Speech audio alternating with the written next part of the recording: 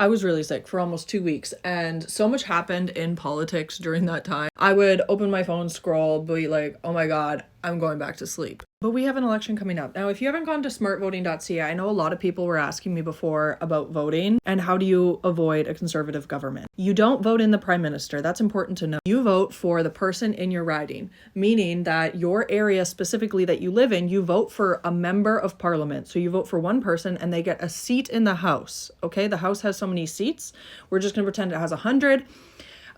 So if you vote in someone in that area that is a conservative, that means it gives the conservatives a seat. If more than 50% of those seats are conservative, that would mean they have a majority conservative government. So what people are attempting to do is just make sure that there's as little seats as possible given to conservatives, which means that liberals would most likely have a majority government. A majority government means that they would have more than 50% of the seats, so they would be able to pass things without it getting hung up in the House, which is where they vote through bills, which are laws.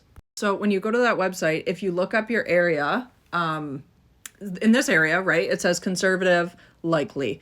It's in Edmonton. We know this. But if you weren't someone who wanted the conservatives to win, you would be better off voting liberal because they're the closest to beating the conservatives for this seat. Like North Vancouver, liberals are most likely to win. You wouldn't want to throw your vote towards the NDP if that's who you really wanted to vote for, if you were concerned about conservatives getting the seat. And here, same thing. You don't, like, NDP has more votes in this area, but it's still more likely that you could affect this by voting liberal. And this would just allow more seats in the House to be designated. And if you had an area, like I believe my area, I'm not going to post it obviously because that's my location, but in my area, it's more NDP. So it makes sense for me to vote NDP and not throw my votes towards liberals, because if I threw my votes towards liberals, it most likely would take, other people are going to be voting conservative. And if a ton of NDP voters that normally vote NDP, who poll NDP in this area, if they started swinging into liberals just to try and avoid conservatives, it might actually give the conservatives a leg up in this area.